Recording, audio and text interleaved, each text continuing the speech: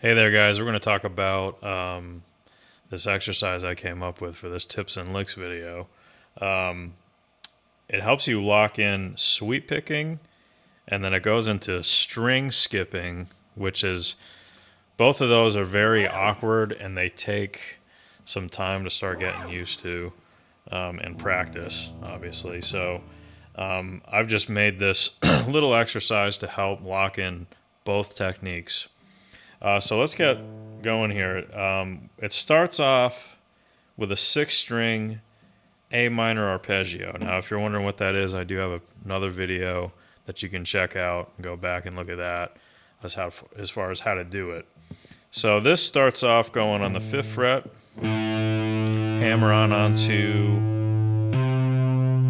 8, and then the 2 fingers on 7, and then you got 5, and then first finger comes here, and then there's the 8th fret. Now this part in particular is where you have to do a certain upstroke on that high E string, because I'm trying to prep for the scale run that comes after it. So when I'm going from here, before I put pinky down, once I put pinky down on that 8, I do an upstroke, because then after that, this is going to be a slide up to 12. So you just do an upstroke. There's no picking, it's just a slide. And then from here, you're going to do a down up on the 10th and 8th fret. Now this is where you get into a natural minor scale, starting at coming down from 12 to the 8th. This is a 3-note per string pattern that you're going to do across back down the 6 strings. So now that you've gone down up, you're already traveling in the up direction with the pick in hand, and you're going to go over to 3rd string and do frets, or hit frets 10, 9, and 7, and that's going to be a up, down, up. Then you're going to do a down, up, down on the 2nd string, 12, 10, 8. Then you're going to do an upstroke, up, down, up on the 4th string, 10, 9, 7. And then a downstroke on 3rd string, 10, 9, 7. And that's a down, up, down there. And then an up, down, up on the 5th string on the frets 10, 8, 7.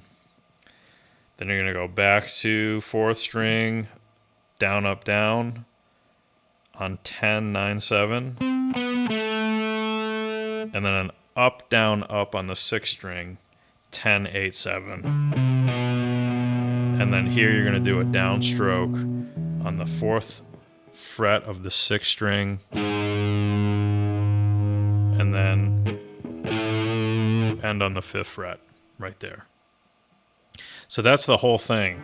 What you're kind of doing an economy picking, because you're using you're preparing the direction you're going to go when you do that crossover. However, it does end up being a alternate picking style, because if I was to just play this at the 12th fret, just going down the scale, I would do up, down, up, then an up, down, up, then a down, up, down, up. So it turns into a alternate picking style. But technically you're being economic by preparing yourself for the direction you're about to start picking. So that's the whole lick.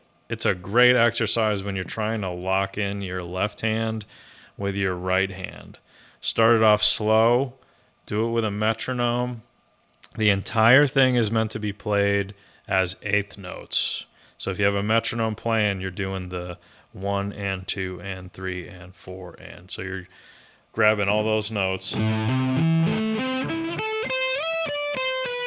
Oop.